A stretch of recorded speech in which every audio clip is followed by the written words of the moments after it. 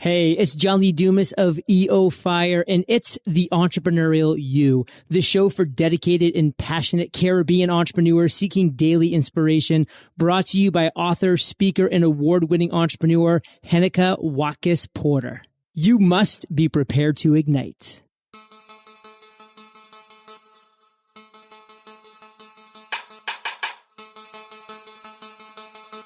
Greetings, everybody. Greetings. I hope you're doing great today. Welcome to episode 111 of the Entrepreneurial You podcast. I'm Henika Watkis Porter.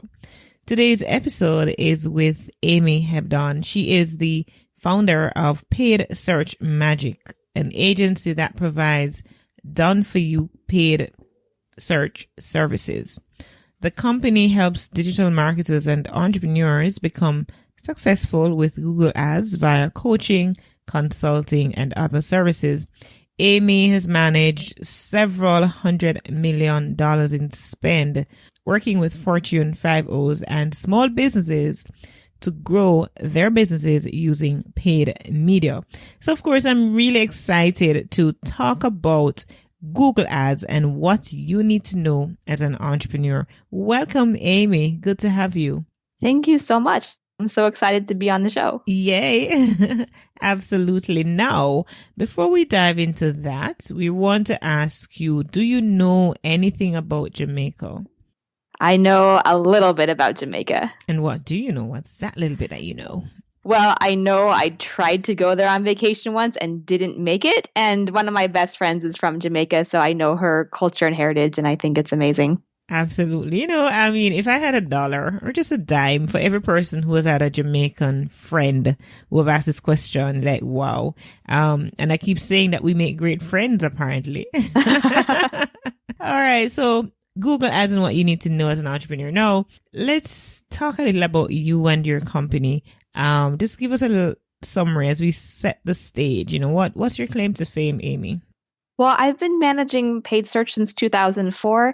And I think, when we think back to what Google Ads or AdWords was like when it first got started, we understand it to be very different than it is today. And it was a lot less complicated. But I think that by starting out early when there wasn't all the signal to noise confusion that there is now with so many different options and settings and opportunities, I really learned to manage things the right way so that all these years later, I still have a really good beat on what works and what, the new technologies that are coming on that make things work even better. And then the things that are just distraction that you really shouldn't be doing. I've got a really good understanding of this, having done it for so long that I really feel like pretty much Google Ads is a second language for me that I'm very, very comfortable in. And so I love being able to work in it. And so where it can be hard to just jump into, it's very comfortable and native for me, which I think is kind of unique in terms of digital marketing today. I like that you speak that language. So it's like, yeah, that's your second language, right?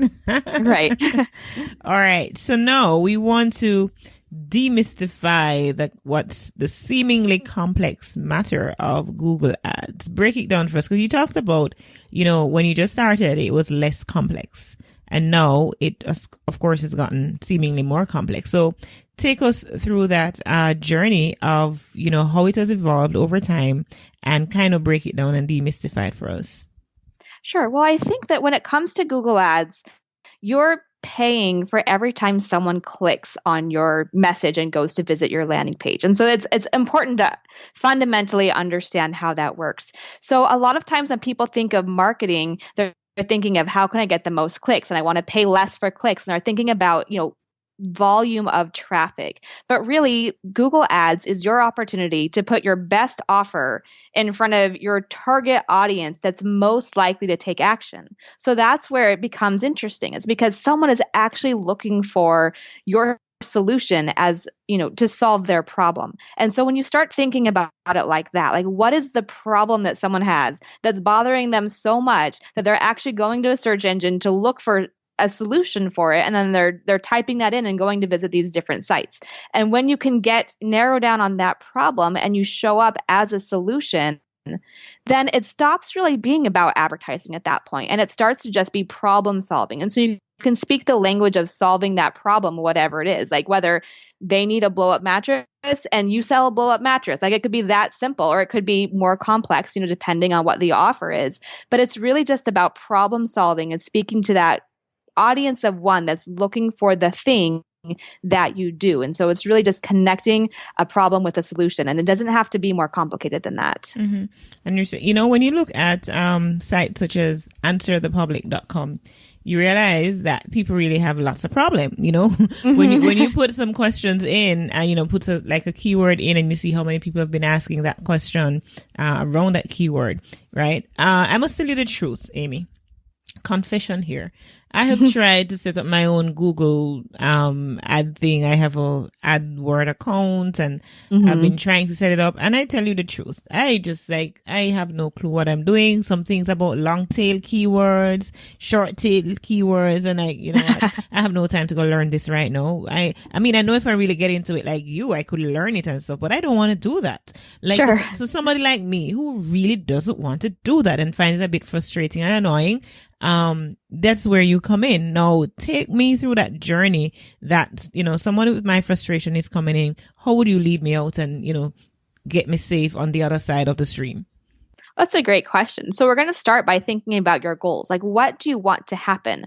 Why do you want to show up in the first place on Google Ads? What is your desired outcome that your visitor also wants? And so, this isn't even a hypothetical question. It's really figuring out, what are you trying to offer that's going to result in a return on investment for you, right? Like, it's not going to make a lot of sense for you to pay really good money on Google Ads to get a few more listeners to a podcast or a few more people aware of you. You want them buying from you. You want there to be an exchange of value, because these are your most ready customers. If you're just trying to drive awareness, there's other digital marketing platforms that can help you do that. But when it comes to purchases, when it comes to getting real leads and real sales, that's when Google Ads really comes in. So the first question is, do you have a product or something you can list that will result in real business growth for you?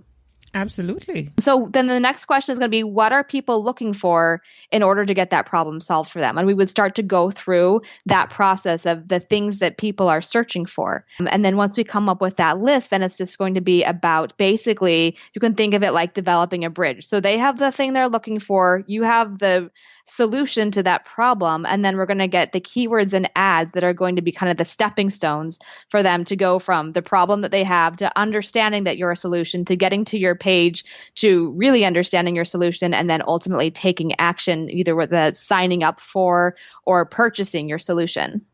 Mm-hmm. And so in getting an account, like somebody who doesn't know how to even have an account, or let's say they're not having somebody do it for them, signing up to an account, to have an account, a Google AdWords account, what's the first thing that they would need to be doing?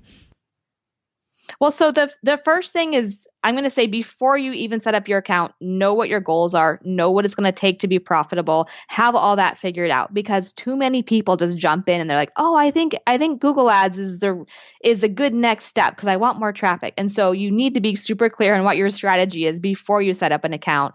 Then once you know that you want to move forward with Google Ads, it's actually pretty simple to create an account. You basically just need to have a website and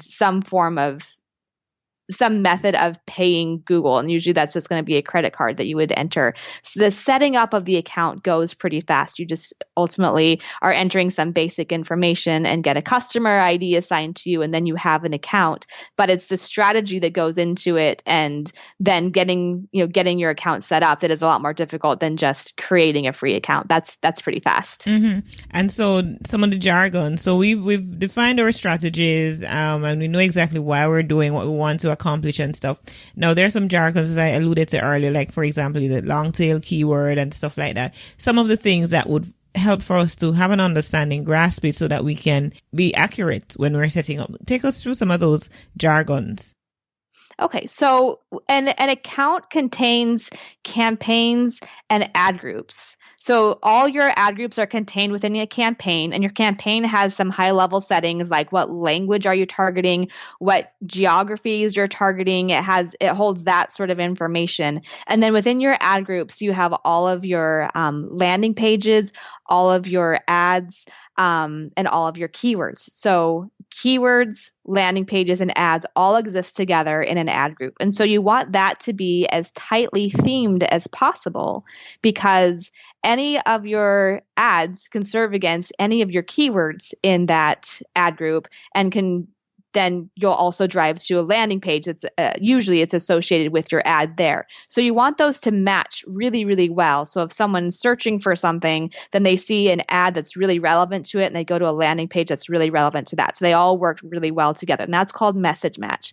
Now, you asked about long tail versus short tail keywords, and that doesn't even actually need to factor in to how you set up your account, because what you want to do is focus in on basically the theme of what you want to do. So just give me an example. Like, what's something that a person, like either you or a member of your audience, might want to be selling if they're setting up a Google Ads account? And we'll just walk through this. So let's say Christian coaching services. If that were the theme that we're setting this up for, then we would have basically let's say we're having an ad group for Christian coaching, right? And so we could have several different variations of that ad. We could say Christian coaching services. We could say Christian coaching for couples, Christian coaching for whatever. We could have these different themes, and then each of them would have an appropriate ad for it. But you can go as long tail or as short tail as you want to. One of the interesting things that you'll see in Google Ads is that there's the keywords, that's what you bid on, and then there's the search terms, that's actually what people are typing. And you get to see both of those. And so when you have your keyword, you can go into search terms within the Google interface, and you can see the actual terms that people are typing. And then you can make the decision, like, is this what I meant to be offering? So like, let's say, for example, you're bidding on the keyword Christian coaching services, and you see that someone typed in Christian coaching services for 12-year-olds, and you're like, that's not who I serve. Then you could go and make a negative keyword out of that, or you could find something that is converting well for you and make it a new keyword that you're bidding on, that you're willing to make a bid adjustment for. So by seeing the actual data versus what you were kind of expecting with your keywords, it makes the process of optimization, doing more of what works and less of what doesn't. It makes that process pretty streamlined, so you can keep on learning from your search term data and use that to make decisions about your keywords. Mm-hmm. You mentioned negative keyword. Expand a little on that. So a negative keyword is you saying, I don't want to show up for this.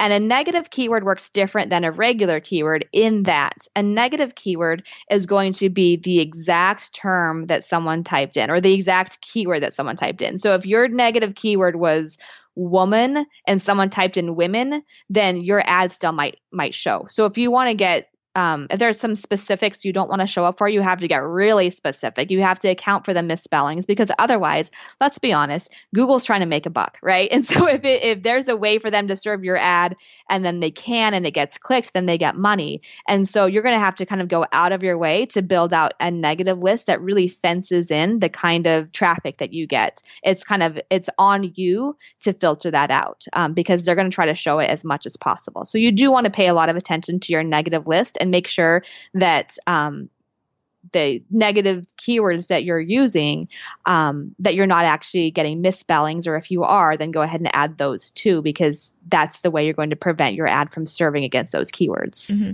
So in other words, you have to be proactive and to figure out what persons could possibly be searching for, and therefore to identify those as being negative keywords. Yeah, that's a great summary. Being proactive is the best way to make sure that you're not showing up for terms you don't want to show up for. Because each click is going to cost you, right? Exactly. Yeah. All right. So who are Google Ads for? Let's break it down. I mean, is it the small business or startup entrepreneur who is just thinking about starting a business and, very little money to spend on advertising? Advertising and marketing is usually seen as an expense, and of course it's an investment, but in the scheme of things, it's usually seen as an expense. Now, who are Google Ads really for? Yeah, that's a great question. I like that you asked, like, if you're thinking about starting a business, this is probably not for you. If you have something for sale and you have an audience and you've kind of proven out the product market fit, then this can be a great way to kind of scale your business. But what will happen a lot of times is that someone who doesn't really have a business yet will say, oh, you know what? I just thought of this product. I'm sure everyone would want it. If I just had traffic, then everyone would buy it from me. And they make these ideas up. They make up these like assumptions, and then they're like, oh, it's just a traffic problem. Well, a lot of times if someone's not buying from you, it's not just because they don't know about you. It could be because they also don't want what you have to sell. And so if you start to put a lot of money into any form of marketing, but you don't have a good product market fit and people don't want what you're selling, then it doesn't matter and you're going to waste a lot of money on traffic. And at that point, it isn't an investment unless you consider like the investment to learn about your customer and to learn they don't want what you were selling, right? So it's a much better idea to kind of have to prove out, like, I do have a customer base. I do understand who wants to buy my products, and then go after those people strategically. Google Ads is one of the best ways you can do that because you can target by keyword, you can target audiences, you can target people who have been to your site or who tend to buy things like people who have been to your site. There's all sorts of ways you can target them, but you're going to need to understand them first before you can do that. And so having an existing business is going to be a lot better than if you're just thinking about it. Now, as for the size, it continues to get more expensive because Google continues to want to make more and more money and turn a profit. And so every year it has to like either charge more for the clicks or get more clicks by finding different ways to serve where there might be less intents to buy. And that's like running on the display network or running to different areas, right? There's different ways that Google is trying to expand the number of clicks they get.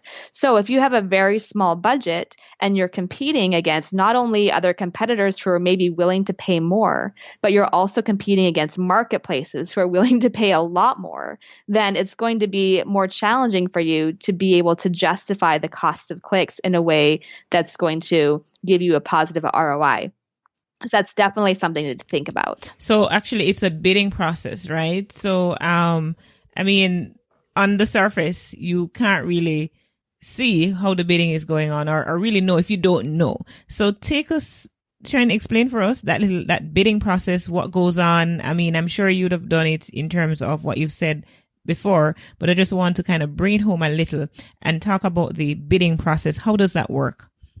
Yeah, so you're competing against other advertisers who also want to show up and get the click. And the type of advertiser that you're competing against is going to influence how much money you're spending. So Google's auction model isn't just a straight auction. They're not just saying, well, give the click to whoever bids the highest. They're saying, well, give the click to whoever bids the highest who also has the best ad experience.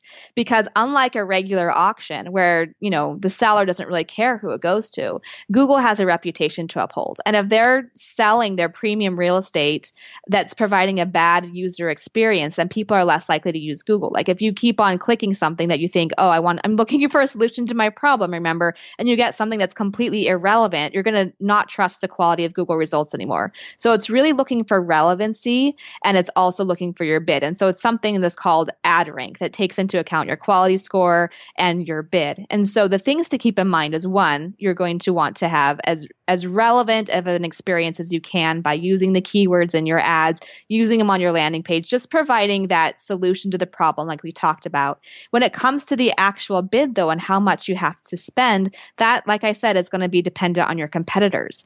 And so this is like the example that I'll use is like if there is a plot of land and I wanted that plot of land to build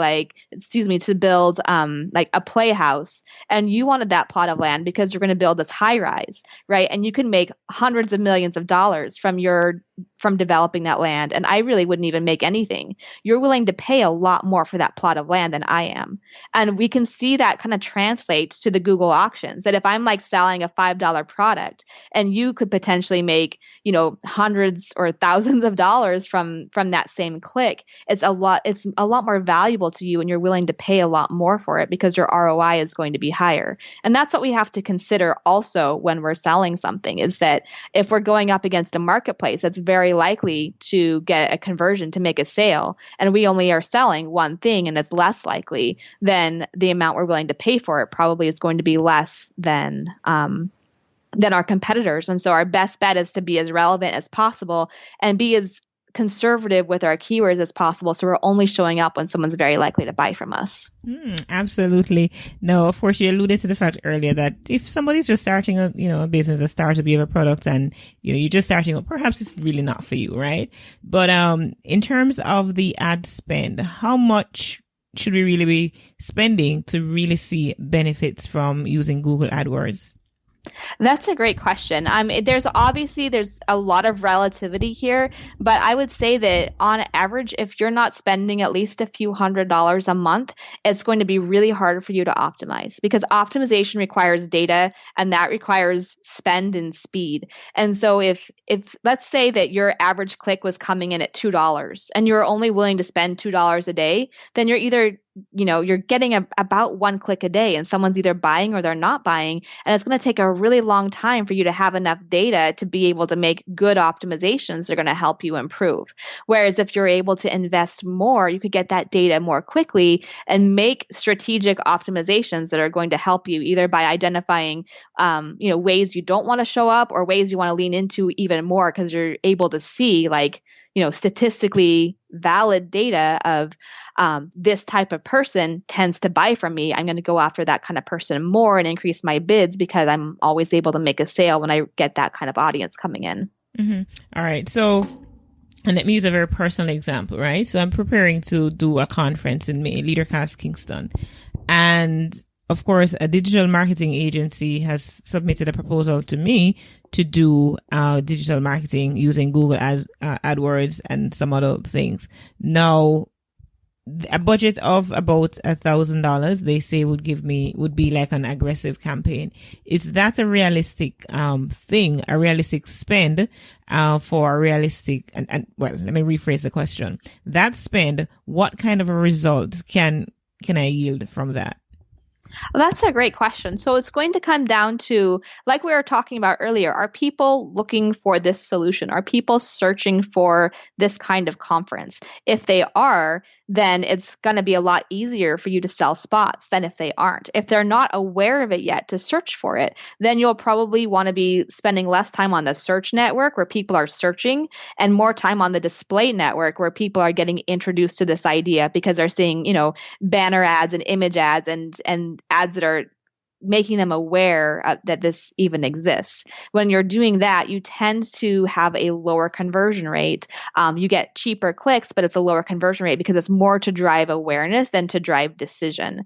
And so depending on how ready your audience is, how much they are looking, you may be spending more time over on the display network than the search network. But it'd be interesting. This is a really good question because a lot of people are going to be approached by an agency saying, hey, we have this plan for you. And it's going to be up to you to vet that plan and say, is this realistic for my budget? Is this realistic for what I'm trying to accomplish? And so understanding what do they think the conversion rate is going to be? What are their estimates? And then we can back into, does this seem reasonable or is this really aggressive and they're saying it to get this sale, whether or not it's actually realistic. And in terms of a general notion of what your return on investment might be when you decide to do Google AdWords?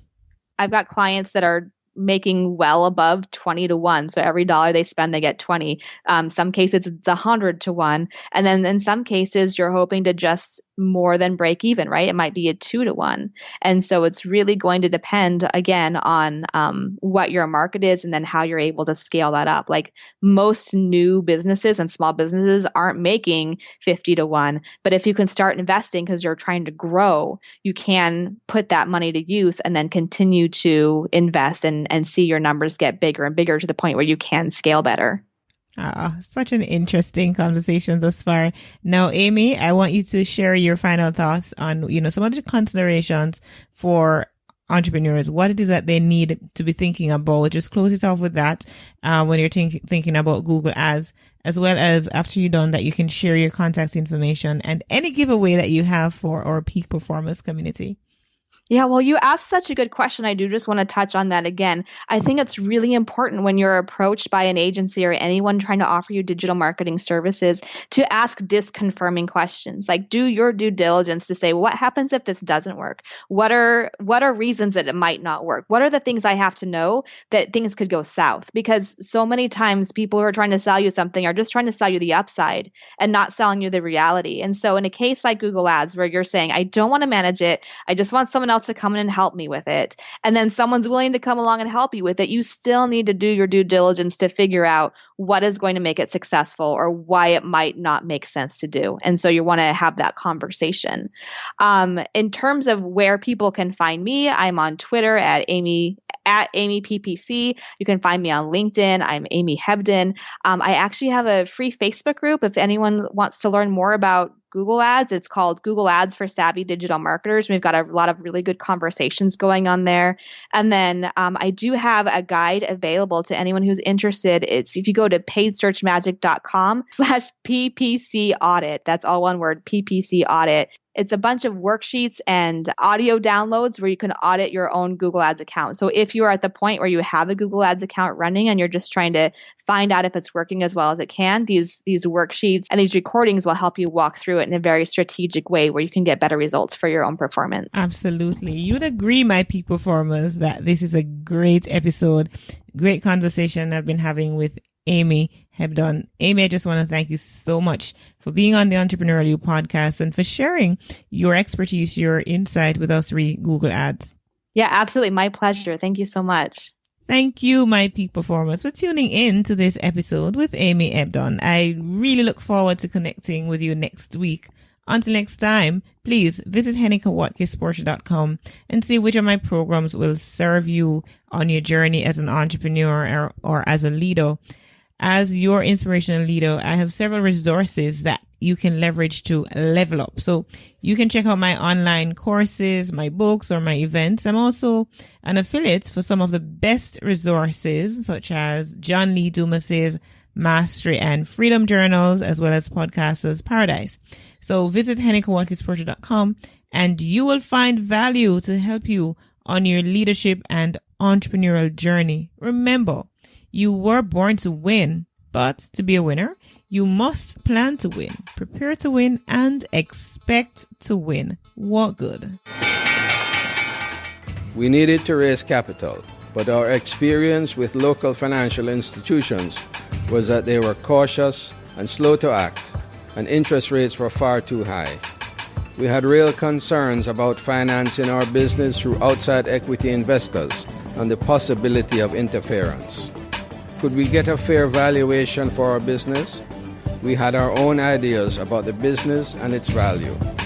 Should I go the traditional route of bank financing, or should I try the Jamaica Stock Exchange? So we made a call and experienced transformation of our business through conversations. I'm John Mahfood, CEO of Jamaican Teas, and we're listed on the Jamaica Stock Exchange. Give us a call today at 876-967-3271 to begin your transformation through conversation.